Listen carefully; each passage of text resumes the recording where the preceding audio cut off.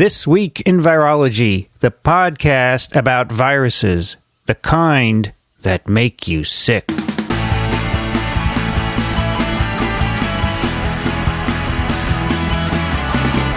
This Week in Virology, episode number 251, recorded on September 20th, 2013. Hi, everybody. I'm Vincent Racaniello, and you are listening to TWiV, the podcast all about viruses. Joining me today, right here in the TWiV studio, Dickson Despommier. Hello, Vincent. Welcome, Dickson. Thank you, sir. How have you been? Been well, thanks. I've actually seen you for days. You have. You're sort of getting tired of me. You're asking me when's my next trip. It's artificial for me to say, how are you? Because I saw you this morning. Yeah, well, I know that. But yeah, when is your next trip? my next trip, I think, is to Middlebury College in Vermont. Don't get quiet on me, okay? For a TEDx. I have to give a TEDx talk in November. Also joining us today from Western Massachusetts, Alan Dove. Good to be here. Good to hear you again. Yeah, and it's lovely, lovely day here. It's clear skies, 75 degrees Fahrenheit. Gorgeous. So it's 26°C here, 46% humidity. 46. What did you say? I said 32, but it's gorgeous. It's been chilly, but yesterday and today it started warming up. It's lovely. Again, right? It's a perfect autumnal day. In fact, yesterday I turned the heat on. Yes. Everybody was complaining at home. Right. And today we don't need it. Except today is the last day of summer, isn't it? Is the 20th? Is that Yeah, right? I think it's the last day. Also joining us from North Central Florida, Rich Condit. Hi, everybody. How are you? Hey, Rich. Dandy. I'm really good. We haven't done this in a while. Have we not? I thought we did it pretty recently. A couple of weeks ago. Was it 2 weeks ago? It's all very confusing, you know. It was, but just a week makes such a big difference. Time's arrow moves only in one direction, gentlemen. So I need to report that I also have a beautiful day, about partly cloudy skies, 86 Fahrenheit, that's 30 Celsius, 50% humidity. Wow. So we're getting out of the bad stuff here. Dew point is 65 degrees. It's a wonderful day. It was cool this morning, cool-ish by Florida standards. It was a beautiful ride-in. Nice. Also joining us from Ann Arbor, Michigan, Kathy Spindler. Hi, everybody. How's the weather out there? 80 degrees, feels like 83, humidity 69%. Ooh. And we might have thunderstorms around 7 o'clock. Interesting. Nice. So still shirt-sleeve weather everywhere. Oh, yeah. Yeah, everybody's doing pretty well today. Good weather. All right. Yep. We are all together, the TWiV team. We are. Which is good because September, it's 5 years of TWiV. Wow. Yeah. Wow. Is that right? And we did 250 episodes, and that's 50 a year, so we only missed 2 a year. That's incredible. Which is cool because we're consistent. And, of course, I couldn't do it without all of you guys, so thank you all for sticking with it. Dixon, Alan, Rich, Kathy. Yeah. Our pleasure. Cool. Absolutely a pleasure. This is awesome. 5 years. Totally. And still growing. And still growing. Yeah. That's right. All right. We have some sad news to begin with. A number of people passed away in the past few weeks. Well, people are always passing away, but the number of virologists of note, or virological people. Always the journalist to correct us. Yeah. The first was actually pointed out by someone on our fan page on Facebook, Steve Crone, who furthered AIDS study. He died at 66. And this man was one of the first, if not the first, to be shown to have one of these CCR5 mutations that prevent infection, Delta 32, which is present in less than 1% of the population. Not a virologist professionally, but he made a major contribution to the field. Yes. Yeah. Was an artist. Had to watch all of his friends around him die of AIDS. Yep. Dear. While he somehow remained healthy, and apparently was, made himself available for scientists to understand why. Anyway, there's an obit in the Times, which we'll link to. It's a good story. What did he die from? Suicide. Dear. What a tragedy. Yeah. Yeah. You have a rhinovirus, Dickson? I used to, but I think it's now in the plural cavity. You'll get another one soon. It's just a lingering innate or adaptive immune response. Exactly. Thank you. It could be adeno. It could. Could be a coronavirus. Yeah, could be a Boca. Yeah. Could be a metapneumo, right? Keep going, guys. Sure, Keep yeah. going. You're Pneumo. making me feel so much better here. We heard metapneumo at ASV. That was cool. Metapneumo. All right, also passing away on September 1st, Philip Marcus from the University of Connecticut, who was a virologist, and he worked a lot with interferon, but he was also the first person to clone HeLa cells. Wow. And he was from Springfield. Springfield, that's correct. Basketball Hall of Fame. And I interviewed him for TWiV back in 2012. And we're glad you did that. And Yes. So boy, got that down. it took me about a year to arrange this. I'm really glad that Wow. I arranged it. When I went, he was just great. He was healthy and vigorous and energetic, and so it's too bad, but at least we got his story down. How old was he? I'm sorry, I missed that little part. 86. And what did he die from? Didn't say, I think. He was Doesn't say. 86.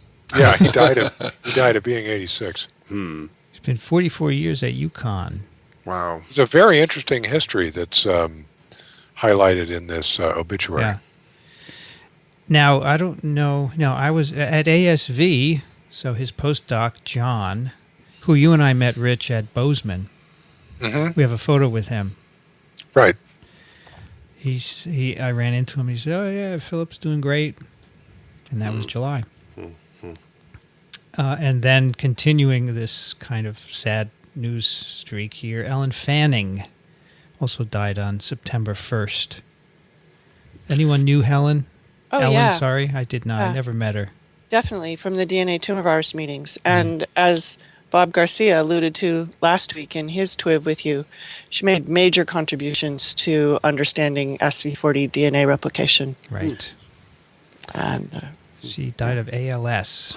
Oh, gee. At the tender age of 67. Yeah. yeah. Wow. Yeah. Yeah, that's not good. Nope.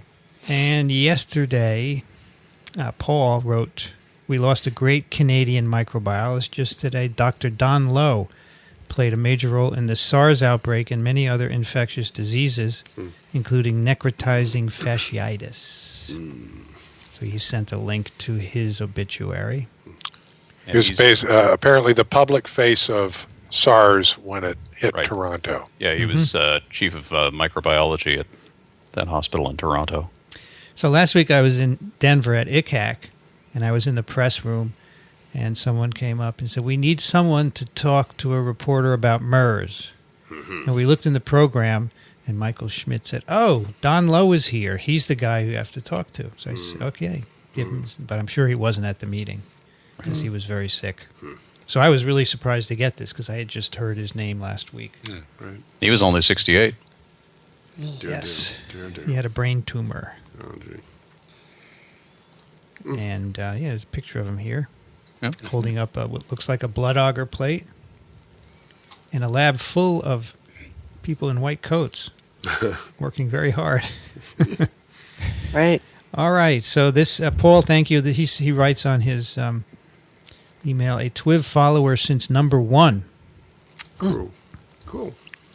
Back on Phil Marcus, the TWiV that you did with him was 197. Right, thank you. We'll put a link to that. It was a good episode. He was really good and told a good story. We'll link to that. Okay, we have no follow-up today, so we will get right into our topic. A whole bunch of MERS coronavirus papers have just come out, and I thought we'd do an Ignite. Do you know what an Ignite is, Dickson? No, I didn't No get clue. this. I didn't get link. this at all. No clue. So there are these new kinds of presentations. One of them is called Ignite. There's another one where you give 20 slides and you spend yeah. 20 seconds on each one. I know or what that something. is. That's like Pecha Kucha. Pecha Kucha is the other one. I gave a Pecha Kucha You once. did? Yeah, I did. Yes, I'm just, It was just- terrific. No, it was fun. A lot of But fun. we're not going to do that. But we have so many papers that we may seem like we're doing an Pecha Ignite. Kucha is a Japanese thing. Yeah, so it's gotten a lot of popularity, and you give a talk. And, you have and so many. Ignite is a Pokemon. Ah. Which are also good to eat, by the way. Pokemons? Yeah, they have little candies that are like sticks with dipped in chocolate or something like Oh, I didn't realize there was a can. I'm sure I'll Yeah. be asked for that shortly. All right, so we have 2 papers on seroepidemiology of animals. Now, we have talked a lot about MERS on this show. Anybody know offhand what the case number is as of today? It was one of these papers said something like 190, but that's that's from one of the papers, so it's dated. that. Does CDC have an answer? Yeah, well, It must. ProMed Mail would probably have one Right, there. that's right. Have the most recent one. If it's here you go. MERS was 19th September. We have a total. CDC as of September 20th has 130. ProMed says 135 Okay. and 61 deaths. So it's So we're infecting people. at 50% mortality. Of the cases. case yeah, fatality rate. Case case fatality rate. Case. How does that compare to SARS? It's higher. Higher. SARS was about 10%, I believe. And do either of those sites have some sort of timeline that shows whether it's steady, rising, falling? I don't know. The WHO had a great one for H7N9. Let's see if they have one. Real-time disease reporting here. Coronavirus infections. Do they have a timeline? Laboratory testing. No, there's no timeline. I wonder why they didn't make a timeline. Did any health workers catch MERS from their patients? Yes. Yes, there have been a handful of them, and some have died, yeah. Do we know the route of transmission? We do not. We don't know the source either, and that's the point of some of these papers, which are looking in animals for Sure. antibodies. Yep.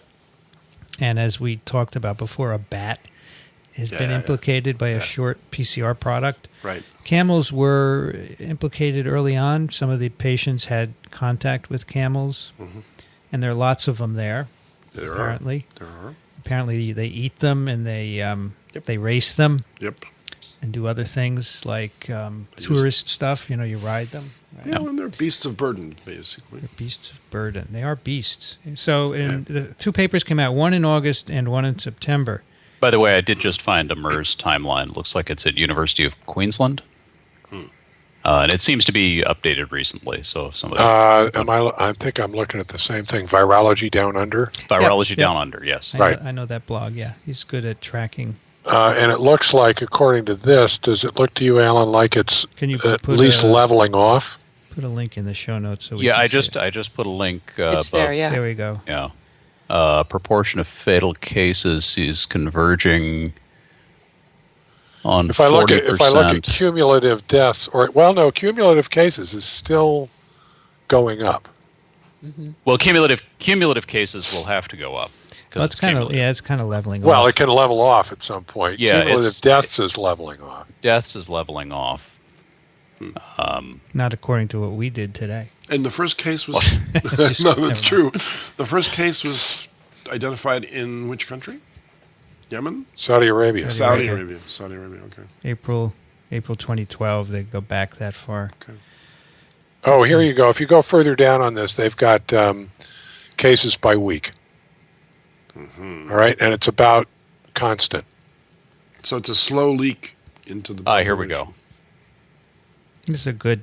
This is a Everything. really good. We should it's very definitely good. include this. This is a very thorough and countries, local infections versus imported. And we haven't got a clue as to the incubation period or things like that? Yeah, in previous TWiVs we've talked about that. There were some studies of that, and I can't remember. It can be as long as I think 10 to 12 days.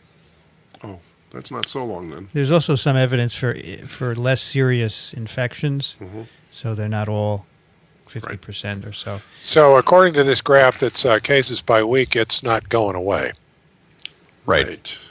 And most of the cases are from Saudi Arabia. Yeah, so it's like it has a sporadic character to it, right? There are all these cases, but there's no chains of transmission. And from a given Right. region of Saudi, it's a big country, so... Yeah, it is from a certain region. I'm looking at it. It looks like the whole country almost. No, I think there's a regional map here. Yeah, it is from certain regions, but I can't tell you right offhand. If we had an expert here, we could tell you that, but none of us are experts on anything, as far as I can tell. That doesn't stop us from talking. That's why I'm not here all the time for that very reason. I thought not being experts was a qualification. Yeah, it's okay. Anyway, that's the situation so far, and there's been a lot of activity. Right. Research on this, trying to find out. One thing is to find out where it's coming from, right? Of so course. you could try and intervene. Absolutely. Because you don't want it to get worse. You bet. We don't know if it will get worse in terms of transmission, but you might as well stop it if you can. Sure. So there's been some human-to-human transmission, but probably most of this stuff represents independent infections from some source. Right. And so that's why identifying a source is so important. So, I mean, it's intellectually interesting, but it's also epidemiologically important as well for public health. Right. So something must have happened which triggered the initial outbreak, obviously. But camels have been part of their lives for a long time. Ah, yes. Changing something, right? long time. Something's changed, or we're detecting things that we wouldn't have noticed. Or something was brought in. Because, I spent, just recently, we vacationed in Australia. And Australia has lots of camels. And they're healthy. They don't have tuberculosis. They don't have a lot of other things that some of the camel populations in Saudi Arabia have. So the Saudi Arabians import camels from Australia to replace their sick camels with these new camels, which were, of course, brought originally from Saudi Arabia to Australia. So it's interesting. Have they imported some camels which might coincide with the initial outbreak? They have gotten camels from various places, but not Australia. Really? Yeah, we'll see. You'll see where they No, come okay. Yeah, this plays into this story. I'm trying to preempt, but I shouldn't do that. No, it's okay. It's Shouldn't not do a it. problem. But No, I shouldn't do what you have asked, we will deal with. Excellent. All right, I have to say, this is a prejudicial remark. I realize. I have to say, camels are really strange-looking animals. They are. Yeah, Yes. but you have a picture of one on your Facebook. Do you know what the page, definition of a camel is, don't Richard? you, or is that something else? That was a llama. No. The definition. Isn't it a camelid? The definition. A llama It is a is. camelid. The definition of a camel is an animal designed by committee. Yeah. It's a horse designed by a committee. That's the way That's I right. heard it. That's right. We learned at ASV that they have single chain antibodies. These camelids, and they're very really cool. weird. Did you know that their red cells are not concave; they're convex? No. Whoa! What else? Kind of oval shape. Yeah. The meat, That helps in them dealing with lack of water. Exactly. Do they taste good? Have you ever eaten camel? I've eaten camel. What do they taste like? A Chicken? little bit like chicken. No, not the size of New Jersey. You must get a lot of meat from one camel, right? A lot of meat, yes, indeed. All right. The first paper, which was published back in August in the Lancet, comes from a number of groups. We have people in Bilthoven, the Netherlands, Rotterdam, Erasmus Medical Center, the Bonn Medical Center, in Bonn, Germany. We have other places in the Netherlands and Oman and various places where they got animal sera from. Right. So first author is Ruskin, senior author is Koopmans. And in there are famous people like Christian Drosten, who we've talked about before, and Albert Osterhaus, Peter Rottier. Who else do I recognize here? Osterhaus. He sounds like he should be in Holland, but he's not. He is. He's in. All right, so what they did in this first paper, the first paper is entitled Middle East Respiratory Syndrome Coronavirus, Neutralizing with an S Serum Antibodies in Dromedary Camels, a Comparative Serological Study. It's a British journal, so it's neutralizing. Yeah. It's with a Z. Dickson, what's a dromedary camel? Well, it's a one-humper. Really? What are the So I have the two-hump mnemonic camel is for a how you Bactrian. remember dromedaries from Bactrian. Think about their capital letters. Dromedary has double? one hump and capital D. Bactrian has two humps, capital B. There you go. I just heard a really good thing today for remember MHC and T cells. Do you want to hear it? Sure. Sure. So just remember the multiplication equals 8. So CD8 cells interact with MHC1 because 8 times 1 equals 8. CD4 cells interact with MHC2 because 4 times 2 equals 8. Ah, that's great. That is so good because I can never remember it. That's terrific. I'm sorry, That's everybody. good. No, I'll never remember that. Remember 8? I'm going to have to listen to this several times. Okay. All right, so 105 dromedary camels from 2 herds on the Canary Islands. Which are the most common camel in the world, by the way. Dromedaries? Yeah. All right, and these are used in the tourist industry on the Canaries. The Canaries. You go there and you ride a... I've never seen them. I was in the Canaries. I never saw them. 50 Coal mines? 50 camels from Oman, also dromedaries. These that's are different. retired racing camels. It's cool. I'd love to see a camel race. That would be so cool. And then a bunch of other animals, llamas, alpacas, Bactrian camels. That's Right. with the 2 humps, That's right? the 2 humps. Yes. And now I know by looking at the B that they're 2 humps, unless you make a small B. No, right. don't do that. Capital letters only. It's too bad because No, then D you get a is llama. double. It's a word for double, so that's a little confusing for me, but that's okay. And those are from the Netherlands. And they have also camels, llamas, alpacas, guanaco Yeah. in a zoo in Chile, Guanacos are all over the place. cattle, goats, and sheep from Cattle goats. What's a cattle goat? cattle, goats, Oh, okay, and okay, sheep. okay. And these were from the Dutch Got it. Animal Health Service. Here are from Spanish domestic goats. Huh. That means you keep them and you use them for milk or meat, Yep. I presume. Or cheese. So they had quite a collection. And the assays here, 3 kinds of assays. First, they don't express proteins. Sorry, but I almost said the E word. Whoops. They synthesize these spike glycoproteins of MERS coronavirus, SARS, and another human corona called OC43. And they purify them and they put them on a solid surface. And then you add sera and you ask, is the sera sticking Right. to the protein on the surface? Okay, so that's one assay. Then they do neutralization assay where you ask, can the sera block infection of cells with virus? Regarded by many to be the gold standard of serology. Neutralization Gold test. standard. And then you say what percent of the wells are getting cytopathic effects, say. With pictures of plaques. And then we have that is the plaque reduction assay, Okay. which Ian Lipkin had an acronym for. Remember, Print. Kathy? Print. Oh, And you said, what is that? And he said, oh, I'm sorry. yeah. Anyway, plaque reduction neutralization test, PRINT.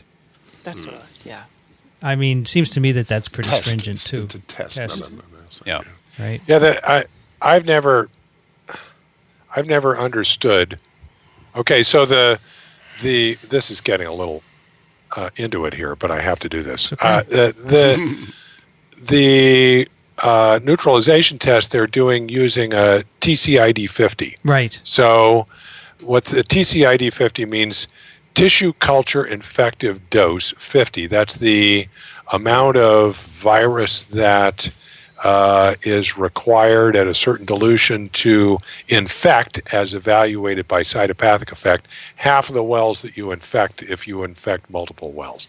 So you make a dilution of virus, you infect multiple wells with that dilution, you're looking for the dilution that gives you infection of half the wells. In order to do that, you have to do these infections, and then you have to, there Lot are of work. quicker ways, but the way they do it here, you have to visually inspect the wells and see whether there's CPE. I don't understand why anybody would do that when you can do a plaque assay. I mean, a plaque assay strikes me as so much easier. Yeah, they've Right. done both Can it- here, yeah. Can anybody enlighten me on this? Is there any advantage to a TCID 50? Well, sometimes viruses don't plaque. Sometimes But you're these stuck. do. You have to do it. Yeah, these but do. these obviously do. Maybe there is less. Since you have replicate wells in the TCID 50, you could argue it's more precise. I don't know. Wait, do Maybe. all of the viruses that they looked at here plaque? Yeah, I guess. Okay. They only looked at the bovine coronavirus and MERS-CoV Yeah, those are in the that other two. assay, and they both plaque. They're Yeah. both plaque. Yeah, they didn't do the. So OC43. maybe there's somebody out there Actually, they in did the. TWiV land who can tell me why, if you can do a plaque assay, you would bother to do a TCID. Well, 50. Richard, it might relate to the tradition of the laboratory too, and what they're I comfortable suppose, but boy, doing. I've So seen someone, it play out like that, because we know how to do this. We'll just set it up for you. Someone in a clinical lab could Yeah, answer that. exactly. All right, so the results are Yeah. all the sera from cattle, sheep, and goats were negative in the protein binding assay. Okay, Mm-hmm. but 15 Spanish camels, the serum from them did react with the antigen on a solid surface. So that's just the binding to the protein, not a neutralization assay. Right. All right, so then they moved to a neutralization assay, and 9 Spanish camels had neutralizing antibody. Okay. Now, all of the dromedaries from Oman All the dromedaries had neutralizing antibody. had neutralizing antibody. All of them. That's right. They bound the protein and they had neutralizing antibody. How many was that again? How many camels? 100, wait a minute. 50 from Oman. That's a lot. Every Yes, single that's one a of lot. them? Every single one. Without Now, exception. this is so the essential control here is these are reacting with MERS, but not SARS. Yes. Right. Right. And then there's this other virus they're using, The human. CoV OC43. What's that? It's another corona that causes respiratory infections. Quite common cold type corona. Right? Because there's cross-reactivity with that guy, right? No, there's no cross reactivity. So they had 5 camels that had high neutralizing antibodies against, well, You're right. OC43 Okay, was negative for MERS. So I had the feeling they used the OC43 as a substitute for a bovine because the OC43 is yeah, they did like say bovine, so that they could kind of rule that out. But that. And these animals are typically infected with bovine coronaviruses. I read that. They have a lot of other things. yes, too. I yes, mean, human coronavirus OC43 has recent common ancestry with bovine coronaviruses. So I mean, the idea they go through a number of results which indicate that the MERS and the OC43 and the SARS are not cross-reacting. Right. So that's fine, but the conclusion of the paper is that either MERS corona, and they say it in the beginning, MERS coronavirus or a related virus has infected camels, or right? a related virus. Yeah. That's Or a really- related virus. And that's all you can say, right? Yes. Because it could be related. It might not be the exact MERS coronavirus. Correct. Yeah. I had a little bit of a beef about the that wasn't intentional, about the cattle and goats and sheep that they sampled. They've got these Omani camels, and they have the camels from the Canary Islands, and then they sampled sheep, goats, cows, and so forth from Europe, and llamas from Chile, but we don't have any sheep, goats, cows, or what have you from Oman or the Canary Islands. Mm-hmm. right, Yeah. right. And that's where I'd like to, because I mean, what they're looking for there is do other related animals have these antibodies? Yeah, absolutely. And I'd be interested in seeing if related animals near especially the Omani camels, and I know there must be goats there. yeah. So I think that's very important. But I have a feeling this is what was available to them. Oh, sure, yeah, you can't necessarily do the experiment you want to. No. I mean, it could be, as you say, that other animals in the Middle East are also infected. I'd like to correct something I said at the very beginning of this show, and that is that the camels in Australia came from Saudi Arabia. They actually didn't. I just remembered that they came from Afghanistan. Okay. Oh. And the reason why they're there in Australia is because after they were brought in to make a journey from where Adelaide is today up into where Darwin is today, and they had to do it by camel. When the journey was finished and they finished their surveying, they were going to kill the camels. And the people from Afghanistan that were actually working with the explorers to allow the camels to survive, they were taking care of them, they refused to shoot the camels. They were going to shoot them, and so they just let them go. And that's where and then the rest is history. There's like 2 million camels in Australia now. Like everything else. Exactly right. Australia. They took over from the rabbits and, that sort of thing. So Well, it would be interesting to sample them. And it see would be, though. It would be. because of the course. canary camels clearly have some That's right. cross-reactivity. And That's right. And they're quite. They make a discussion about that. Yeah, They're yeah. quite separate as far as they know. There's no connection between the Yeah. canary and the Omani camels. Exactly. By the way, an important point here: they did try and isolate virus from the camel sera right. and fecal samples, but but they weren't able to. Actually, they did PCR, so they didn't get anything. So the virus that would is have long been gone. would have been definitive, but it's very, very difficult and unlikely. Well, the infection probably happened a while ago. Yeah, exactly. The infection got cleared, and you're left with the antibodies. So that tells you in camels, doesn't kill a lot of them, right? No, but it also raises the important question of, is this the definitive test for MERS? Just because it's a way to sample, to do a sampling. No, I understand. And see if something related. I mean, as they say here, this gives you impetus to go ahead and look now more. And in fact, they should use these assays in people to see how broad the infection is. Oh, no, I was surprised that they started with camels. Why didn't they start with the people living in the area where the other people got sick? Camels are easier. I understand that, but yeah, it's much easier to get consent for a camel. I think Ian said it's very difficult to get sera from Saudi Arabia. Didn't he say that? Or am I putting words in his mouth? He had some issues with some of the samples they were importing. I don't remember if there was a cultural... I mean, this reminds me of the early results that they got from the West Nile virus outbreak in New York, where they were blaming it on a St. Louis encephalitis virus, because the titers were lower than normal, but they were still cross-reactive, and of course it cross-reacts. That's a good point. So this could be a related... It could. Yeah. It could. Yeah, but now we have the second paper, which came out in September, and this is published in Neurosurveillance. And it's called Seroepidemiology for MERS coronavirus using microneutralization and pseudoparticle virus neutralization assays, both with an S, reveal a high prevalence of antibody in dromedary camels in Egypt, June 2013. The first author is Pereira, and the last authors are Webby, Paris, and Kayali. This is from St. Jude, from Hong Kong, from Tokyo, and yes, that's it. Beijing. China, right. Okay, so here we have a similar type of screen. So the microneutralization is, again, I think that is basically a TCID50 assay, as Rich described. Yes. But then the new one is they make... So you need to have infectious virus to do these neutralization assays, which is BSL-3 for MERS coronavirus.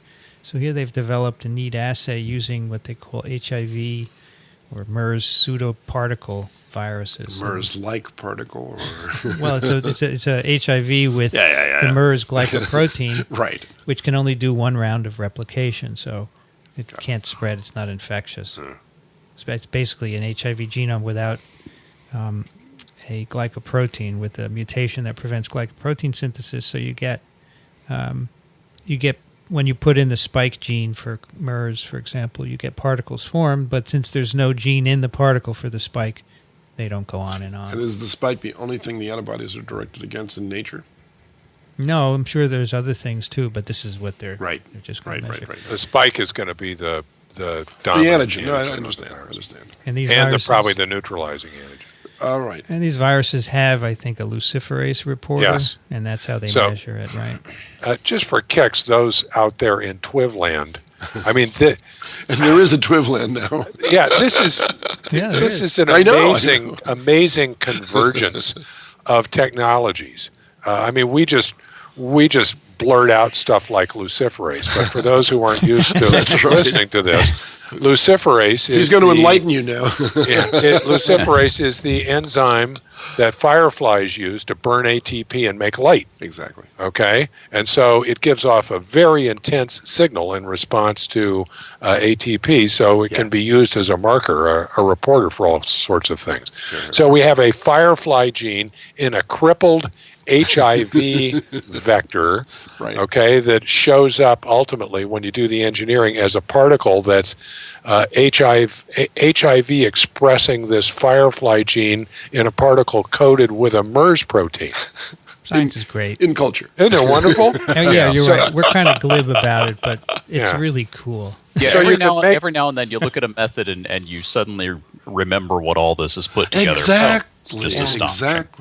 So you can make these particles and infect cells with them, and what it is an efficient way of delivering luciferase to the cells where you can get that readout mediated by the SARS spike protein. And you can then test for neutralization of that assay by antibody to the SARS protein. And it gives you basically it's a proxy for infection.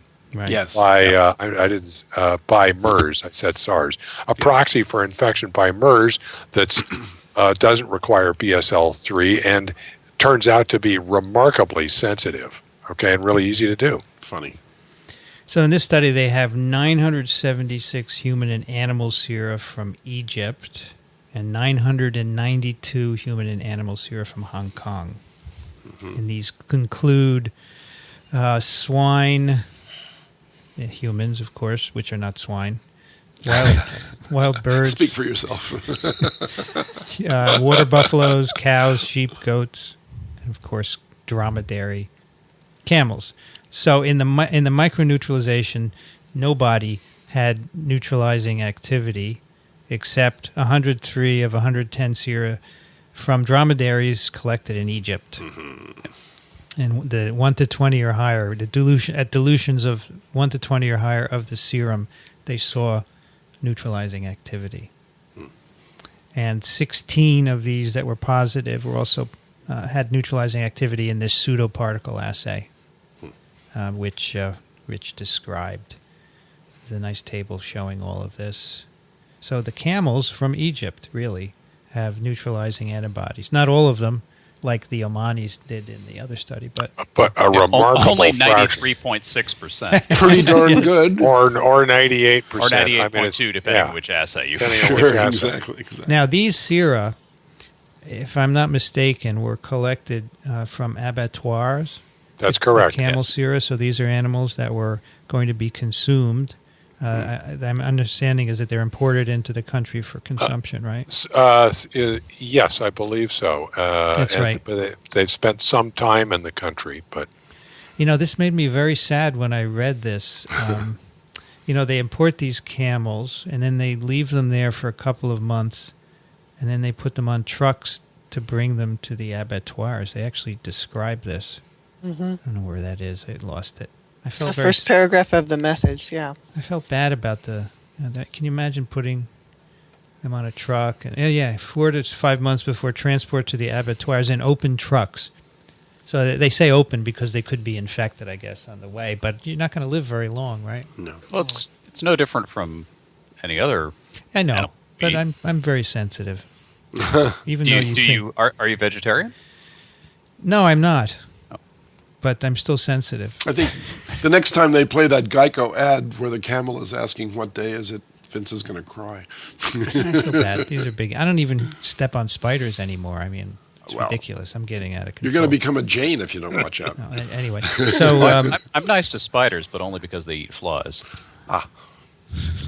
Anyway, so these we don't know where these camels were infected, but there were ones that were going to be consumed, and there are a lot of them, as we said. So there's widespread. And again, these authors do the same conclusion. Either MERS or a related virus has infected these camels, and we don't know where and how. But I think with the two papers together, seems to be that this or a related virus is ubiquitous in camels, right? Yeah, and we've got camels from 2 different countries in that region now that are coming up overwhelmingly positive. Yeah. And negative camels in the Canary Islands. Right. So it's not all camels. This is region specific. It is region. Very interesting. No, so the next move is to get bats, yes? They make an interesting statement here. They say, if the detection of MERS in insectivorous bats is confirmed, and if the coronavirus we and others find in camels by sera, we will have a scenario of a virus reservoir in bats with a peri-domestic animal such as the camel as an intermediate host. Well, now, wait a minute. I have a couple of bones to pick with this. First of all, if this thing is essentially ubiquitous in camels and shows up in a couple of bats, why say that the bat is the reservoir? Exactly. An intermediate No, I'm with you on that one, Rich. Who's giving it to who? That's right. That's right. Okay, I'm glad I'm not alone in this. I mean, it might I was have having trouble with it that. might have crossed from a bat to camels a while ago, but now it's in a lot of camels, right? Yeah, it could be the camels are the reservoir, and the occasional bat picks it up from a camel. Maybe. That's right. Could it be spread by a vector among camels? That could be transplacental. Sure. Yeah. They could be born with it. I'm sure there's plenty of These are blood-like primarily food on camels. respiratory infections, right? Yeah, usually you wouldn't think of an insect vector, and these camels are held closely together, so I guess a respiratory transmission would be okay, right? Yes, or fecal, fecal. It could be fecal. I don't know if this is respiratory or actually some of these are fecal oral because we have these cause both respiratory disease and gastrointestinal disease. So I think this is like hantaviruses and stuff where you can get it from aerosolized feces and urine. Yep. Mm-hmm. Okay. Anything else about that? I want to know. Yes. I want to hear from the TWiV team. What's your bet? Is this MERS or a related virus? In the camels making the antibodies? Yeah. I think it's MERS. You do? I think it's a related virus. I would agree with Richard. Yeah. Simply from the human epidemiological standpoint, but until you isolate the virus and you can show that human beings that died from this got it from camels that had the identical virus, right? If there was a mutation in the MERS virus which allowed it to jump into people, then that's the explanation for the onset of the epidemic. And you'd have to show that with some sequencing, wouldn't you? I mean, that's presumably what you might show. And here I am, a non-virologist, giving out So you think advice that this is a related virus? Well, the only way how related? Is it one amino acid? Exactly different? right. Well, the proof would be that when you do, if that should turn out to be the case, so you sequence the genome of the human infection, and you sequence the genome of normal MERS versus the humanized version of MERS, and you get the pathogenicity cassette for why people are dying from this. You know, for SARS, the civets viruses versus the human were very similar. So this could be a similar scenario, just a couple of amino acid differences. What do you think, Kathy? I go with you on this, but I don't really know why. How about you, Alan? I'm kind of leaning toward related virus, but very closely related virus that may even be the source of MERS. Yeah. Well, kind of what Dickson's saying. You go through. I just have a hard time believing that with the incredibly high seropositivity rates. Correct. In these Omani camels, and we're seeing cases from Saudi Arabia. It'd be nice to have results from Saudi Arabian camels that were analogous to these, but people are in touch with camels all the time over there. Exactly. That's part of the culture. It's been part of the culture for eons, and I would expect to see a higher cross-infection rate if it were as simple as the virus is coming from the camels into the people. And the other question you'd like to know answered would be, is there anything special about the people who died from this? That's what I was just going to ask. I have this vague recollection that it was people who were already somehow immunocompromised or somehow debilitated. I mean, many of them, except for the healthcare workers. Right? Sure, but then did the healthcare workers die? Not all of them. Right. Well, not all of them anyway. But they could have immune problems that we don't know about. Right. So people who are ordinarily hanging around camels are not usually people who are sort of disabled. These are like workers and people who use camels for transporting goods from place to place and that sort of thing. Or people who take care of the camels, or people who actually participate in the slaughtering of camels. So many of these people who have been infected do not have any known contact with camels. It's got to be something else. Uh-huh. Right. Yeah, so I favor related virus, maybe very closely related virus in the camels is jumping to something else, and that allows it to get into humans. Interesting. Maybe the bats. Yeah, but then that requires the bats to be in touch with people. Well, bats are in touch with all kinds of places. So I'm following up on, just as an aside, I'm following up on my transmission thing. It looks like close contact. It looks like more aerosol transmission or, respiratory transmission rather than, as I said, fecal oral, from what I can tell. Though some of the coronaviruses do cause gastroenteritis. So, I mean, it would be hard to imagine. I'm getting both. Yes, I'm getting both fecal oral and aerosol. So it probably depends on the virus. Okay. Just don't kiss your pet bats goodnight every time you go Don't to sleep. go kissing a bunch of camels, that's for sure. Yeah. Oh, good episode title. Don't go kissing camels. Don't kiss no camels. That's right. All right. This is a little bit unrelated, but as I came back into the United States through customs, there was a big video screen while I was waiting in line that described if you've been to the Middle Eastern countries and you have these kind of symptoms, then be sure to tell your doctor that you've been to Middle Eastern countries. Right. I thought that so was they can interesting. avoid you. What is the word that we used on TWiV, Dickson, where you've come from? What's that? Unde Venice. Unde Venice. It's a Shakespearean expression, Very important. meaning where have you been? And then it rotated with something about measles, and then there was a sort of more permanent thing about influenza. Neat. So Right. all of the warnings coming into the United States about viruses. Wow. That was interesting. Do you think it's been imported into the U.S. already? MERS coronavirus? I asked Matt Freeman. Oh, he was on our show. And he said, "I'm not touching that with a 10-foot pole." right. Yeah. I'll bet it has. How could it not be? Yeah, I'm sure it is. Well, I mean, there's a lot of travel between Saudi Of course. Arabia and the U.S., right? Yeah. You bet. I'm sure that there's Especially- probably at least one flight a day. Well, there's a lot of servicemen over there, too. Yeah, so I'm sure it came here and didn't go anywhere. Which brings up the question, is this going anywhere? And we can't predict, of course. But Yeah, we that's can speculate. It's a great question. Of course. I don't think it's going anywhere.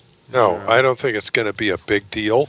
I think I'm referring back to that graph that we pulled up at the beginning of the episode where it doesn't seem to be like dying off now, but it's only kind of barely simmering along at a pretty low level. Right. And the vigilance is going to reduce any sort of human-to-human transmission to a minimum. And these are primarily zoonotic infections. So my guess is that it'll just sort of simmer along at this rate until they figure out where it's coming from, and then they'll squash it. Or not. You know, I mean, if it's going to simmer Well, like if they this. can figure out where it's coming from, presumably Actually, they could. if it's coming from these camels, Oh, that's then different. it's not Stop going to that. go away anytime soon because there's a lot That's of right. camels. That's exactly right. Right, but if there's an intermediate host like bats, you could put up better window screens or something and Alan, I encourage think people your to- term really is a reservoir host. reservoir. Yes, no, I would think of the camels maybe being the reservoir host. Right, but the intermediate host requires it to be a different thing in that particular animal. So I think I would use the word reservoir because the virus doesn't change from animal to animal. You're presuming that, right? I am well. What I was arguing before is I think the virus does have to change to get from the camel into the people, Right. Probably. No, but I mean, okay. because otherwise, why not omit the middleman? I mean, and we might see more of this. Right. Nevertheless, this whether it spreads or not, this is really an interesting story to see. Fantastic. You know, how viruses cross It's over. an what- emerging And so forth. viral infection. and Yeah, and it's got a lot of parallels to things like the H7N9 and other stuff that we've talked about, where we keep seeing these Yes. cases and cases, Well, there but was- it's not snowballing the way you'd expect an epidemic to go. And That's maybe true. this is the future. There was with better detection technologies, we're going to see these sorts of things that were probably always happening and we never noticed before. I agree. We just had There's another, been a lot of acute respiratory distress syndrome where there's no diagnosis. Thousands of cases of this exactly throughout. right. That's true. Particularly in history. India. In India too. Well, they just announced another death in Cambodia from the H5N1, so that's still around somewhere. and Ebola is the same. There's a continuous. Yeah, that's right. That's right. And chain Lassa, of there was infection. a big outbreak of Yeah. Lassa this I year. mean, these things don't explode and Nope. spread globally. Yeah, and They- there are some of them do. And I think the next step in this, if this is the case, if there are bunches of these diseases that just do this at a low level, then the next step of the research is going to have to focus on what's the difference between Yes, that that's right. Yeah, and of course. That's right. your That's next swine flu. You're right. The problem is that the viruses are different, so it's hard to Yes. extrapolate across them, right? Yeah. So if a flu is great at spreading, but it's flu and this is corona, and they're very Yeah. different. Here, Yep. here. So people are starting to. A lot of people are doing research on this virus. Our friend Matt Freeman is, and many other labs are as well. And I have a couple of papers I thought we would just kind of highlight. One I discovered in MBio. It's called Engineering a Replication-Competent, Propagation-Defective Middle East Respiratory Syndrome Coronavirus as a Vaccine Candidate. And this is from Spain, the laboratory of Luis Enjuanes, and it's Almazan Diego Sola Zuniga, Nieto Torres, Marquez Jurado Andres, and It's a miracle that people are still working in Spain, given their economic it's tough. trouble. It's tough to do it. Yeah, it is. But this is a really nice paper. They've done a really good job with this. So they took the sequence of MERS coronavirus and they synthesized a full-length infectious cDNA clone, which is what you need to do to study these viruses. It allows you to do genetics. Genetics. Indeed. Yes. And Dr. Condit, I read your chapter in Fields Virology yesterday. You did? Holy cow. And you used the R word. I did. It's true. As do these authors. Unabashedly. The R word? No, how can that genetics. Oh, he did it on be? How can TWiV. that be? Oh, my gosh. Are we against that word? I don't particularly like He it. doesn't like that word. No, that's putting it mildly. What word do you prefer? Just genetics. It's just genetics. It's just genetics. It's not in any particular direction. It's Got it. genetics, but Okay. everyone loves it. And it's like many other words in the English language, like decimated. Ah, yes, which is incorrect, by the way. Right. People say, oh, the population was decimated. Really? Just 1 in 10, 10%, right? That's it. Anyway, they make an infectious DNA clone by assembling the sequence, and then they start to delete genes to see if they're quote unquote essential or not, which is another word. Right, exactly right. These guys are just lighting up all your pet peeves. It's okay. Essential meaning. I mean, they have to be essential, or they wouldn't be there. But we just Right. can't figure out why. Right. Don't they say essential? Yeah, they say essential for replication in cell culture. In cell culture. If they That's good. qualify it, I'm okay with it. These SARS and MERS and various other coronaviruses have extra proteins encoded in the genome compared with, the OC143 and the mouse hepatitis coronaviruses. And they're all encoded at the right-hand end. Why do you say extra when you mean additional? Well, compared with the other viruses. Additional proteins. They have additional proteins. They call them accessory proteins, which is a weird name also because the they don't know what they do. If the virus could talk, it would probably say they're not accessory. Yeah, exactly. I really need them. Pardon me, would you This mind week giving in me viral back? linguistics. I'm sorry. Well, it's not like the virus has a purse and a necklace and gloves. And, Exactly. That's right. It's accessory, but they delete them one at a time to see what they're doing, and many of these are not required for replication in cell culture.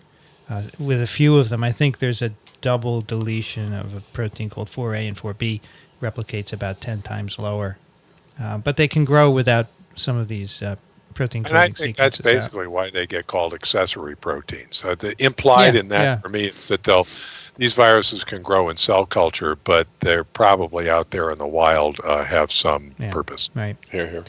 The one that they deleted, which they deleted a protein called E, and this protein is defective. They have to actually complement the virus to get it to grow at all.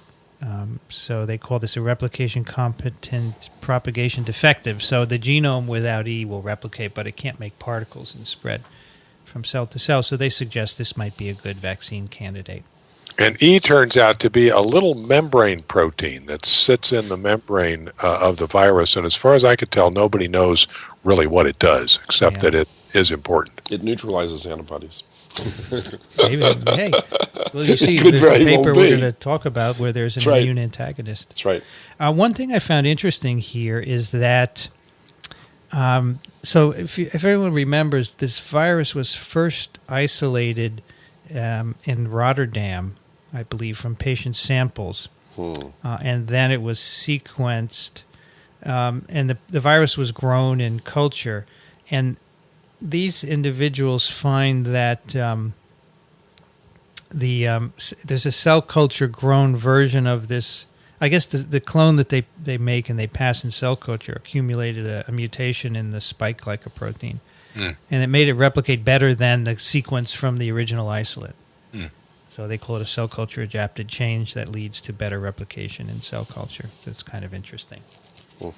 Another thing I like about this paper for MBio is open access, right? So it is, yeah. So for anybody who cares to look this up, is that they have wonderful pictures that show cytopathic effect.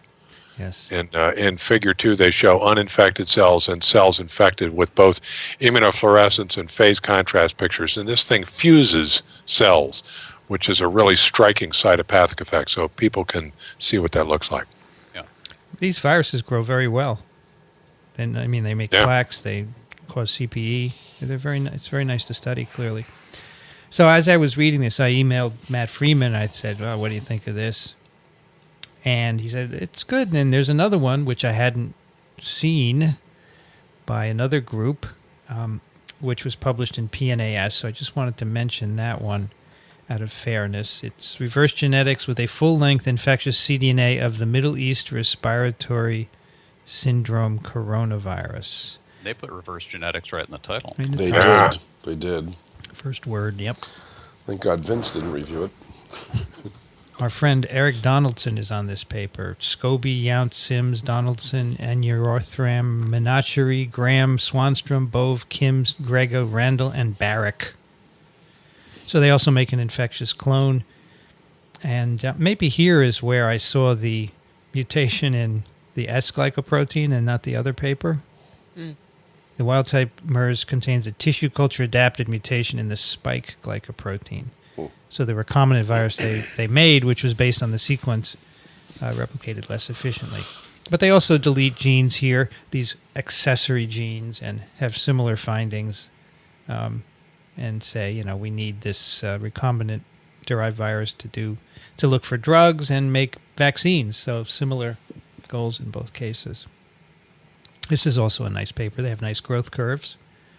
They have nice CPE also, Figure 3. So check that one out too. Do they have one also deleted for 4A and 4B? Yeah.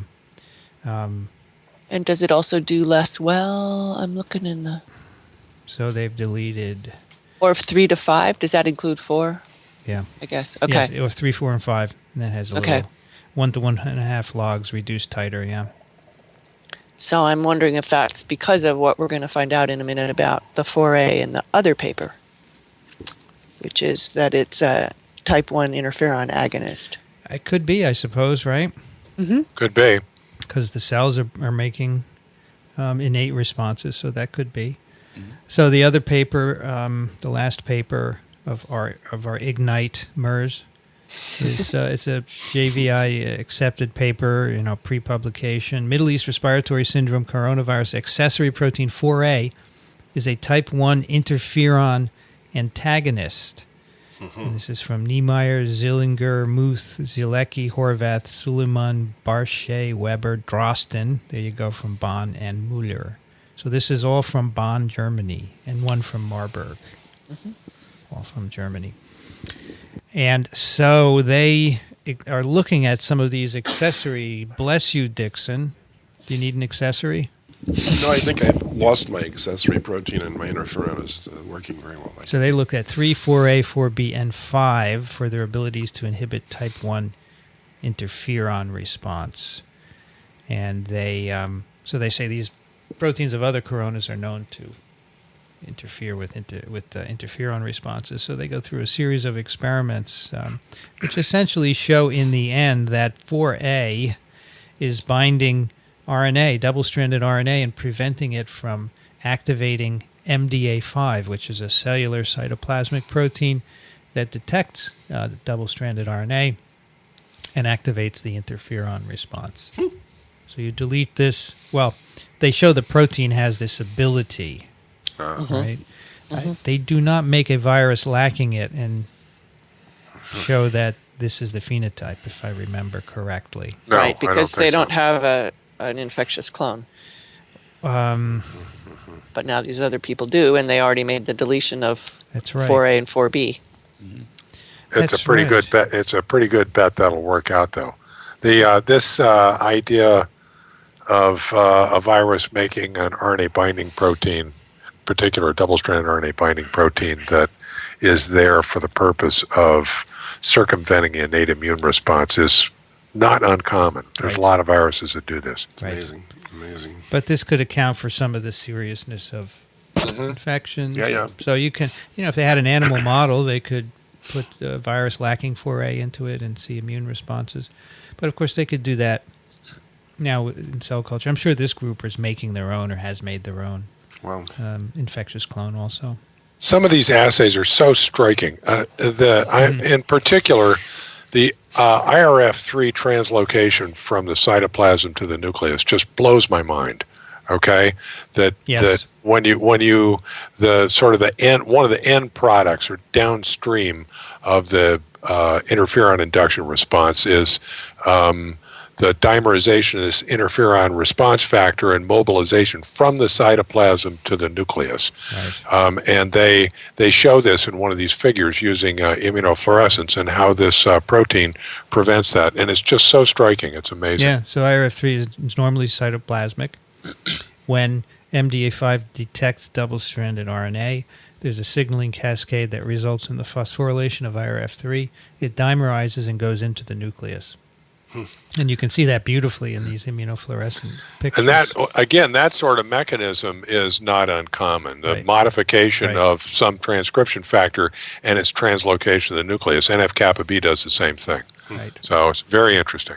And protein 4A of MERS coronavirus apparently binds double-stranded RNA so that it can't activate MDA5. Right. So way upstream prevents that whole cascade. And once dimerized IRF3 gets in the nucleus, it stimulates the transcription of interferon and other cytokine genes to make that innate response. So it's amazing that we live, isn't it, Dickson? It is. It certainly is. For every offense, there is a counter. Well, that's the way life is, isn't it? That's right. Spy versus spy. There's a phrase in this paper that caught my attention that I really like. In their introduction, they're talking about being able to do this, and they say, promptly released genome sequence information was used to blah, blah, blah. Yes. And they reference the Fouché lab which is basically saying, thank you for doing this and making it available so quickly. Yeah, it's really nice. That's the way it has to be done. That's the way it has to be done. Because you're not going to do all the right experiments, right? No. But unfortunately, not everyone does that. All right, shall we do some email? Just one last thing that Rich commenting on that reminded me that in the Lancet paper, there was a sidebar box where they described doing a systematic PubMed search for novel coronavirus EMC, and they identified all the reports and described that none of them had previously reported a serological study for specific antibodies in animals. So that's allowed them to claim that this was the first. Right. I hadn't really seen one of those before. All right, Alan, can you start with the email from Alan? Sure. Alan writes, he spells it wrong, but he writes, Dear TWiV crew, thank you for the very entertaining and informative podcast. I've been a fan for 3 years now. I completed a PhD in molecular virology in 2010, studying species specificity of influenza viruses, and since then I've taken a global public health and epidemiology trajectory, applying my scientific background for public health surveillance and public health research. It has been a good direction for me, but I miss the basic research somewhat, and it's great to be able to stay abreast of molecular virology through your podcast. I'm now living in Zambia, doing laboratory and epidemiologic work on HPV and cervical cancer as an NIH Fogarty postdoctoral fellow at the Center for Infectious Disease Research in Zambia. Wow. Due to limited bandwidth in Zambia, I spent a year in Lusaka without any new TWiV podcasts. Oh, no. When I was back in the U.S. on vacation, I made sure to download the entire past year, and I'm now working my way through the past 11 months. My bicycling commute in Lusaka is more enjoyable now that I can listen to you guys again. Keep up the good work. Cool. Yep. But bike carefully when you've got the earbuds in. Especially in Zambia. I looked up Lusaka on Google Earth, and we're talking about middle of jungle, I guess. There you go. Looks like it to me. Tropical version of Longyearbyen. My goodness, it's remote. Guess we don't have a lot of TWiV listeners there. But the ones We we got have one. they're treasures. They're absolute treasures. So if we've got another there, they could be in the running with Buta. Coming up. Rich, can you take the next one? Sure. Steve writes. Steve is one of our transcribers. Here is a short podcast segment that may be of interest, and it's about CSIRO sending bird flu test kits to Asia. On the last podcast, TWiV 237, Dr. Emmerman mentioned the burst-like or episodic nature of retrovirus integration in the genetic record. Any idea what drives these bursts? Dr. Emmerman also voiced a thought from the literature on the origin of RNA viruses from the RNA milieu. In a future episode, it would be cool to hear TWiV questions someone familiar with that literature. TWiV does some standout interviews with some very interesting people about some very interesting stuff. I vote TWiV consider doing a longer interview, 2 to 4 hours, now and then, to cover the career of a prominent elder virologist or topic in depth, just because it is so fascinating. Last, please consider adding TWiV 237 Paleovirology with Michael Emmerman and TWiV 25 Viral Evolution to the 101 series, Virology 101 series. Oh, good. Yeah, sure. Well, there's somebody asking for longer TWiVs. We don't get that Good very Lord. often. The episodic... We might have to break longer ones up into a couple of sessions. Yeah, we Here, could do here. that. The episodic nature. I don't know. These, if I remember, Rich, from our conversation with Michael, these are probably epidemics that spread viruses in a population, right? Right, but So long ago, there's no way we're going to know what. I mean, maybe population growth, and then a virus comes in, boom. You know, we'll never know unless we can get a time machine. Origin of RNA viruses from the milieu. The RNA world, yeah. Yeah, that we'd have to get somebody who thinks about the RNA world. You know, Harry Nuller, okay, could come on and talk about the RNA world and how you get from there to here. That would be fun. Yeah, Would he do it? Harry, he'll do anything. He'll do anything. I'm going out to Tell him visit to block out 4 hours, and we'll bring him on. I'm going out to visit him next June. He's having a big party. Yeah. Maybe I'll, at least record a conversation with him or something. Maybe we could do a TWiV. Sure, why not? Yeah, we could add those to the 101. No, I don't have a problem with that at all. Kathy. Neva writes, "Hi, TWiV folks. Here's an article with a cartoon depiction of a flu virus suggesting the dangers of ill food service workers. Bon appetit, Neva, from Buda." So I've just now gone to this, and I'm not sure I see the cartoon. Is it just this? Well, there's that photograph. It's a photograph, okay, Yes. of some pasta with a nasty-looking bug sitting on it. Yeah. This reminds me of one time I went to a pub in England, and the waitress was serving the food, and she had a miserable cold. All right? And she, put down the plate, and I just saw where her thumb was on this plate, and I thought, I'm toast. Yeah. That's right. And I was toast. We all got the Really? cold. Oh, brother.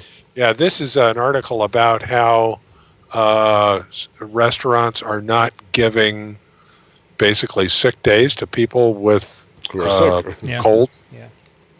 Sure, Not a they good have idea. to work because they don't get paid, so there's some legislation trying to get around that. Yeah, it's a problem. I did a TWiM last week with Jim Gurn, and he works on rhinoviruses, and he said during the podcast, he said, "I have a cold right now, and I know how I got it." I said, "How?" He said, "Well, I spent 15 hours on a flight from Australia next to someone who was sneezing and That'll do coughing it. the whole time." That'll do it. That will do it. And you have tried to infect me this week, I did not. but you didn't. You tried, but you No, didn't. no. In fact, I interviewed for our medical school, and I would not shake the hands of any of the prospective medical students. I said, I have a cold, and I won't touch the handle of the door, and I won't shake your hand, but I'd like to. And they all understood. And I don't think I gave it to anybody as a result. No, Ian Lipkin doesn't shake anyone's hands. Period. Never. He says he gets fewer colds. He's right. He's probably right. But, I'd take the risk. If someone sticks their hand out to you in greeting, I'm not going to say no. Of course it's not. It's just not. Heck with it. I'll take my risk. That's exactly right. I hear that. Just wash your hands frequently. Exactly. By the way, Neva, Vincent and I are going to be in Austin at UT on October 16th. Come and see us. How far is that from Buda? 20-minute drive. Oh, cool. That's next door in Texas. Yeah. We should do that. Yeah. You can have a car, Rich? Yes. All right. Well, maybe if she doesn't want to come, we could go and go and visit her in Buda. Go get a picture in the central square there where you sent a picture once. Yeah, sure. Well, we're intruding on Neva. She may not want to see us. And I don't blame her. Also, if you show up in Buda, you're going to get mobbed by fans. Probably. In Buda? Then you have to shake their hands, and you got to get a virus, and go on. The next one is from Suzanne, who writes about, this is a very old email, and this has to do with a patent on the MERS coronavirus, which was some issue that came up a long time ago. I had just finished listening to last week's TWiV and had one question. Making sure there's a paper trail for the distribution of a virus makes perfect sense, but I was wondering what reasons they'd have for not letting other people work on a diagnostic test. Is that just a money-related thing, or is there a more scientific-related reason? Go for it. I would say it's a money-related thing. Yeah. But according to Matt Freeman, he was able to get the virus just by doing paperwork. So you sign a materials transfer agreement, and you make sure you have all the CDC stuff in line for you to get it and work on it. And he said it just took a couple of weeks, and he got it. So they weren't being obstructionist at all. Yeah, and you have to bear in mind, MTAs are written by lawyers. And lawyers for an institution are going to be thinking about things like, what can we patent out of this? True. So, yeah, they're going to stake out some kind of a claim, probably. Yeah. But I don't know that that's. I mean, it's not preventing anybody from doing anything. Yeah. Right. Let's do a couple more. We're back to Alan. Jim writes, the last 10 minutes of Triangulation 109 talks mentions a dismal grant application approval rate of 8% from the National Science Foundation for the last 2 years. Is there a place that shows the annual approval rates for the last 10 or 20 years so one can see how 8% compares? That same segment lists Petri Dish, SciStarter, and MicroRhiza as crowdsourcing sites. MicroRhiza. Nice. MicroRhiza, that's good. He wants NSF numbers for the last 10 or 20 years. Somebody's got those. I don't have it, but I have it for NIH, and I can put a link to that, but I don't have it for NSF. But if someone knows, I'm sure there's somebody from NSF listening. Mm-hmm. Send us an email. Rich. Right, I'm Googling NSF historical pay lines. David writes, have you ever done a podcast about chickenpox and shingles? If not, do you think you could put one together at some point? I'm just fascinated by this virus overall. I'm really curious to know how chickenpox becomes shingles, why shingles is so much worse than chickenpox, how and why it lies dormant in our bodies after childhood, introduction, and what it's doing in our bodies for 30 years while it waits to strike. How does it stay alive? So many questions. Thanks, David, who describes himself as a biotechnology technician in training. And he says, P.S., next time you're in the Northern California area, you have to visit our community citizen science lab, www.biocurious.org. I think, in fact, BioCurious may have even been a science pick of the week very early on. I looked at that and I was familiar with that site. It's sort of a popular science organization, I believe, in the San Francisco Bay Area, where they have ways for lay people to explore experimental bioscience. Mm-hmm. And we ought to do I don't think we've ever done an episode devoted entirely to chickenpox and shingles. We've done some herpes stuff, but it might be nice to get Ann Arvin or somebody on, and talk specifically about that. All of the questions that he asks are all the questions that are being asked, and we don't have answers to a lot of them, and it's very interesting. Mm-hmm. TWiV number 5 is called herpes viruses, and my colleague Saul Silverstein, we touched on it. We should do it again in more depth. That was only 49 minutes long. That's all? That was way back when we used to do short ones. And look at this. There are two show notes, and the first one says, Dickson is away this week at Pop Tech. Little did I know he'd be away every week. Not every week. I was very naive. I'm not away every week. Kathy. Let's see. We're on Kurt. Kurt. Yes. Dear TWiV team, my name is Curtis. I'm a paramedic in California where it's presently raining heat strokes by the bucketful, or as the locals call it, sunny. I listen to you guys every week, and Vincent's virology lectures have certainly livened up my 5-hour round-trip commute. Wow. Wow. 5 hours? Oh, my God. I'm Think writing of the in to fossil ask fuels. if RNA secondary structures have any effect on the mutagenesis or pathogenesis of a virus, or if there are currently any interesting new developments in viral RNA secondary structures. On a related note, I wanted to bring a science crowdsourcing project to your attention. ETE RNA, a joint venture between Stanford, Carnegie Mellon, and the Internet to build the world's first library of RNA secondary structures, as well as to improve on RNA secondary structure prediction models. It can be found at, and he gives a link. I'd also suggest Riju as a guest for the show. P.S. I thought I heard Vincent mention something about a zombie plague on a recent TWiV, and that got me thinking. What does the TWiV team think would be the most likely class of pathogen to cause something like a zombie plague? Thanks for your time. Love the show. Keep up the great work. So Rich has an idea of what would be something causing the zombie plague. Just Pandora viruses were the first thing that came to my mind because they're just so weird. Yeah, they definitely are weird. Did I say a zombie plague?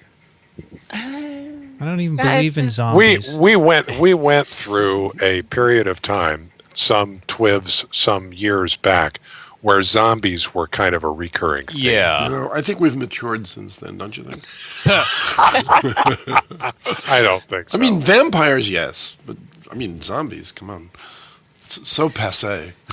This website is pretty cool. It's a crowdsourcing way of... It's a game, basically, but you're basically playing with RNA structures. And it's a way of using people to do problems that computers are not so good at. This was done. This has been done with proteins. That's right. With considerable success. And also looking for extraterrestrial life. Right. SETI has a crowdsourcing. Yep. Yeah. So secondary structures that have effect on the mutagenesis or pathogenesis of a virus. I don't know about mutagenesis, but Vincent, don't some of the polio strains, aren't some of the attenuations in the vaccine strains based on secondary structure? Absolutely, yes. Non-coding changes in polio RNA definitely affect virulence. There are lots of regions that are involved in replication in the genome. There are even sequences, secondary structures in the coding region that are involved in replication. And that's just polio. That's just what I know. But there's a huge literature on this for sure. And lots of people are always trying to figure out. In fact, many people often mutagenize genomes and have phenotypes which they ascribe to protein changes, but often they may be due to RNA secondary structure changes, which are not as easy to track down. So there's a huge literature on that. Should we do one more? Since Dickson is here and they're talking about redwood trees. Uh-oh. I'll do this one. Who read the last one? I did. So that makes me. So it's your turn. This is from Kevin, who writes, "Hi there, TWiV folks. I'm in the middle of a paper push, so I've fallen a bit behind on TWiV and TWIM, but I did a marathon this weekend while cleaning the apartment, and I wanted to comment on a couple of episodes. During the discussion on viral resistance in the placenta, TWiV 241, a common question came up. Why not leave the antiviral state on all the time? I'm an immunologist, and when this question inevitably arises in introductory classes, the answer is always that it's too energy intensive or that things like inflammation are damaging. Indeed, those were the answers you guys came up with. Because of context, though, I thought of a potential alternative explanation that I wanted to get your feedback on. It's possible that some antiviral mechanisms are held back to prevent viral evasion. If we used antiviral mere-containing exosomes to deal with all viral infections, viruses would likely quickly learn to evade it. If a lot of viruses could evade it, using it to protect the fetus would be less effective. If instead we've evolved to only use this strategy in the context of pregnancy, there would be less selective pressure for viruses to learn to evade it, and that might be positively selected for from the human side. Of course, this presumes a lot of forward thinking to evolution, and I'm not sure selection can work so far removed from an individual's survival. What do you guys think? Yeah, right. Right, that's always the problem, right? Yeah, yep. I think that that's really an interesting idea, actually.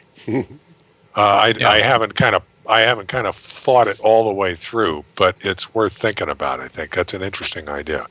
That just episodic application of some antiviral measure may be more effective than keeping it on all the time in terms of preventing the virus from developing resistance. But that's anticipating that you're going to have a problem, though. That evolution doesn't work that way, right? Yeah. Well, Exactly. but species that had a good antiviral defense, and had it turned on all the time, Got wiped out. might have wiped gotten wiped out, Yeah. leaving behind the ones that turned it on episodically just because they were predisposed to do it that way. I mean, you can come up with a rationale that would make sense without requiring evolution to think it through. It's a neat idea. We need to bounce this one off Harmeet. Harmeet or Sarah Sawyer. Yeah. It does people kind of therein. it does violate simplicity. If the simpler explanation is that it takes energy to make these things, and why burn the energy if you don't have to? Yeah. You know, my buddy Niles used to say, there's plenty of ATP. Don't worry about it. That's great. Plenty That's what of they used to say ATP. about oil. Well, there's not plenty of iron, that's for sure. No. I think somebody in either Nell's or Harmeet Sarah or Sawyer, Sarah Sawyer's yeah. lab, because I know they don't listen. That's a jab to get them to respond. What do you think? Yeah. They'll respond, all right. Let's see who comes back first. Continuing, I also wanted to comment on another listener's question in TWiV 242 about infections in long-lived species like redwood trees. Right. The explanations offered on the show that the speed of the host's metabolism would slow the speed of the virus's metabolism, or that these trees have superb antiviral defenses, didn't sit well with me. Surely, if it was advantageous for the virus to use a much faster metabolism, they would be able to evolve to do so. And if viruses can evade something as complex as our adaptive immune system, it seems implausible that they would be unable to get around SAP or antiviral compounds. Implied in the listener's question, and it seemed in your discussion of it, is the assumption that a pathogen's goal is to kill the host, and the only reason that it doesn't is because of the host's defenses or some intrinsic limitation of metabolism. However, a pathogen's true goal is to replicate and spread to new hosts, and will generally only kill the host by accident or if it's advantageous to do so. Pathogens that replicate and kill their hosts rapidly will rapidly die themselves, think Ebola, unless they have an incredibly efficient mode of transmission. Since trees don't tend to move around much, we'll leave discussion of ants aside for now. Transmission opportunities are likely to be limited. Viruses that infect long-lived trees and kill them quickly might pop up occasionally, but they aren't likely to be very successful. I don't know if we did imply that all viruses want to make you sick, we were not right, because obviously we don't think so either. Right. I agree with that line of reasoning. True. This idea that the virulence of a pathogen is dependent on the pathogen's mode of transmission rather than on the host's ability to defend itself was first introduced to me as an undergraduate at UCSD by Stephen Hedrick, and it's one of the things that catalyzed my interest in host-pathogen interactions. If I had learned it in the context of a microbiology class, I might be in a different field right now, but Dr. Hedrick taught immunology, and he's the reason I'm working on my PhD in immunology right now. Thanks for the great shows. I don't read as many papers as I should, and when I do, they're about the nitty-gritty of biochemical signaling in the innate immune system. It's great to have an entertaining way to get some broader perspective in order to remind me of why we care about all this stuff anyway. Kevin is a fifth-year PhD candidate in the Harvard Immunology Program. Well, P.S. Regarding another listener's comment about a desire for a public health/epidemiology-focused podcast, I've had similar thoughts regarding such podcast. I'm interested in starting one myself once I get this paper submitted. and accepted. Don't forget accepted. Modeled on TWiV, TWiM, and TWiP. If that gets off the ground, would you be willing to offer advice and maybe a TWiV bump when the time comes? Thanks again.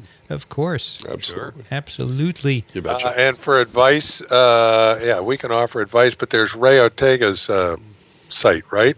Where he tells you how to put Podcast together. helper, yes, the podcaster's helper, Ray Ortega.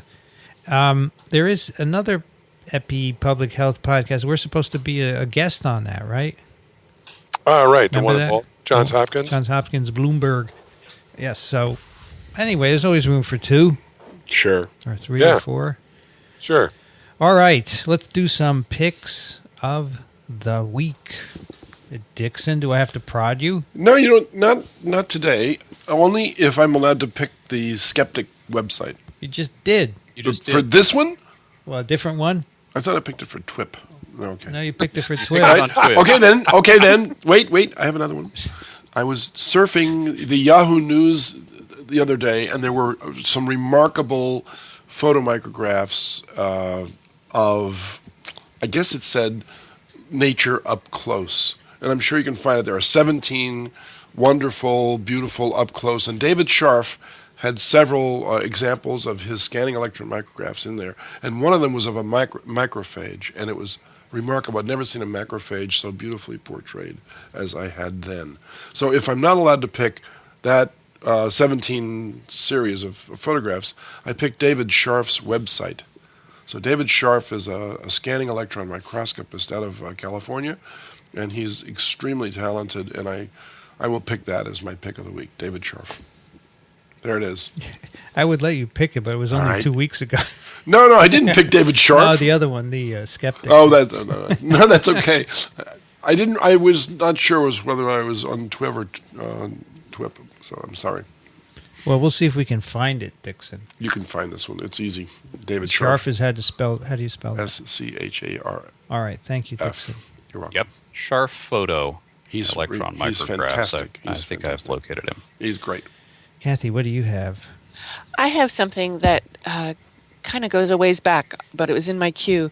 There are these glass models of marine organisms. Oh, yes. And there was a New York Times article about them, and so at that site you can rotate them, and these people are trying to actually match up the glass models with actual organisms found in the ocean. Nice. And Cornell is restoring a lot of them, and good so for a them. second site Good for has them. the images of the ones at Cornell, and they're just really cool looking Fantastic. nudibranchs and octopus and Yeah. other Neat. cool things. Good stuff. Yeah. Good stuff. When are these from? 1800s, right? Wow. Yep. Father and son, 19th century glass artists Leopold and Rudolf Blaschka. Nice. Right. So maybe they're not father and son. I'm not sure their relationship to each other, but yeah, Beautiful. They're pretty amazing. yeah. Alan Dove, what do you have today? I have the Digital Public Library of America. This is a project it's been going on for a little while now. The idea is to try and digitize and make accessible libraries across the country, and for a number of libraries are participating now, and you can search card catalogs and archives, and you can drill down to digitized versions of a lot of this stuff. And great if you want to do historical research. I mean, a lot of this information, especially from more than just a couple of decades ago, is not online anywhere else, and now you can find it. So these are just Wow. online collections, right? These are online collections. It also gives you references to the originals, and you can, if you want to do interlibrary loan, I'm sure you can work out getting original documents if you want, but the amount of see. digitized information is enormous. So these are based on physical collections that have been digitized, right? Exactly, Okay, yeah. cool. And they have photos and books and all the sorts of things you would find at a library. So who's paying for this? The local libraries? This is it's a consortium of organizations. It's libraries and I think philanthropies that are funding it, and they have it's a very well designed website with an application program interface, an API, so that developers can develop apps that will search and bring up parts of this archive, or I think there are some apps that'll just sort of allow you to browse through it in various ways. Yes, I see they are a nonprofit, and they have support from like the Sloan, the Foundation, Arcadia Fund, yeah, the usual suspects. the Knight National Endowment for the Humanities. All right, Dickson, let's write letters. Got it. Rich, what do you have? I just have actually Grant McFadden sent me this. It's an animation of the life cycle at the cellular level of dengue virus. And I just thought it was well done. And if people who, listen to this and have trouble visualizing a lot of what we're talking about are interested, go to this, and I thought a pretty good example of how one virus does it. It's the Howard Hughes animation. They do good animations. And the site looked like, I didn't really go through it a lot more, but it looked like it was one of many such things that you could spend time on. Yeah, and the link you put, I have to object to the summary. Dengue virus has sophisticated mechanisms for entering a cell, replicating its RNA genome, and for transcribing proteins. Jeez. Yeah. Jane would be dying. She would be just going through Vivid, the wall. yeah. Transcribing proteins. Oh, well. Well, it happens. I have a pick, which is a site actually given to me by Ray Ortega. You had just mentioned Ray of the podcasterstudio.com. He has a podcast about how to make podcasts, and soon we will have no. Is that like looking in a barber shop's mirror and you can just go on infinite? How far do you go? It's called right. Creative Live. So these are free. Well, they are video tutorials and training courses. They have to do with various things, a lot of photography, video, tech-related stuff, photojournalism, motherhood, wedding photography, communication, etc. The thing here is when they first put up, and these are beautifully done videos, they're tutorials, when they first put them up, they're free. So they'll run a 3-day or a 4-day course. You can listen to it for free online, and then after that you have to pay for it. So if you just monitor this site regularly, you can pick up cool things, and you have to dedicate some hours to listening to them, but you will learn how to do something. So if you want to learn how to edit something in a program, you can find it here, etc. But the thing that I find really cool, besides the beauty of the videos, is that they are so well done. It's just gorgeous. This is cool. And then after they go through that free period, it looks like they seem to go for about $100. Yeah, then you can buy them, and that's a pretty good business model. Which model. is not bad, but it's a cool business model. And on each one that's coming up, they give you a timer. So it says here, it starts in 9 days, 20 hours, 24 minutes, and 6 seconds. You can do that. So it's cool. Thanks to Ray for showing that to me, because he learns to do a lot of his stuff here as well. We have a listener pick. We have two. One from John. He sends a link to an article. He said, this article is a really cool story. The guy who was the last recorded smallpox case in Somalia ended up devoting his life to try to eradicate polio. Yeah. It's an NPR story by Michaeline Duclef. And Ali Mao Malin is the young man in question here. So this is a cool story. So thank you for that, John. And Peter writes, Dear TWiV team, just writing to bring your attention to this 2-part BBC World Service documentary about the SARS outbreak of 2003. Part 1 is only available for download until September 10th. Unfortunately, we have passed that date. Yes, we have. But the other one, I guess you can't listen to it anymore at all. Is that right? It's odd. Anyway, Part 2 should be coming up. So thank you for that. That's cool. SARS 10th anniversary. Did you know that, Dickson? I do now. 2003. And that will do it for TWiV 251. We are creeping towards number 300. Creeping. I don't know what we're going to do. We're going to have to be something big. Yeah. I thought, what about a 24-hour TWiV? A TWiV-a-thon. A TWiV-a-thon? Yeah, we could just have guests calling in and... Wow. just something. I don't know. We'll figure out something. You can find us at twiv.tv and on iTunes. And please do send us your questions and comments. We will get through them all to TWiV at twiv.tv. Kathy Spindler is at the University of Michigan. Welcome back, and thank you for joining us today. Thanks. It was fun. So I'm you glad had to be back. you had a great trip in Brazil, It was fantastic. scientifically and culturally. Yes, and food and scenery and things to do, people, everything. It Nice. was great. Did you see pink dolphins? I did not, but I saw beautiful birds and butterflies and fish when I was snorkeling. And Oh, yeah. yeah, She didn't hit the bars enough to see the pink dolphin. right. Alan Dove is at turbidplaque.com and also on Twitter. Thank you, Alan. Always a pleasure. How was your front loader? Did it work out? Beautifully. Oh yeah, it was so much fun. It's all your Bob the Builder fantasies. You've got to rent one. It's a blast. I used it as the episode image. I saw. Yeah, I had driven skid steers years ago, but the small one is so much fun to maneuver around the yard. Nice. Rich Condit is at the University of Florida, Gainesville. Thank you, Rich. Sure thing. Great fun. What have you done lately? Nah, Nothing? I'm going to have dinner with you tomorrow night. You are? Tomorrow night. I don't think so. Aren't you going to Chicago? Oh, tomorrow night, yes. Ah, Yeah, There that you tomorrow. go. Oh, That Me tomorrow too. night. Oh, I'll be cool. there too. Oh, Get out of you here, too. you guys. Okay. Yeah. Terrific. Excellent. We'll see you guys there. I'm jealous. At Joe's. We're going to eat at Joe's. Eat at Eat at Joe's. Joe's. That'll do it. Dix- Yes, go ahead.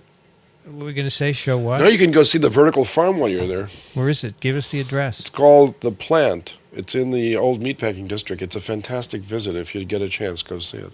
The plant. Okay. The Plant. It's wonderful. The guy who runs it is called Rich Edel, Edel, and he's a wonderful host. And tell him Groucho sent you. Okay. Yeah, he'll send us away. Oh, You'll like it. No, he won't. Dickson Despommier is at medicalecology.com, verticalfarm.com, and trichinella.org. Yes. Thank you, Dickson. My pleasure. You going to be with us next week? Yep.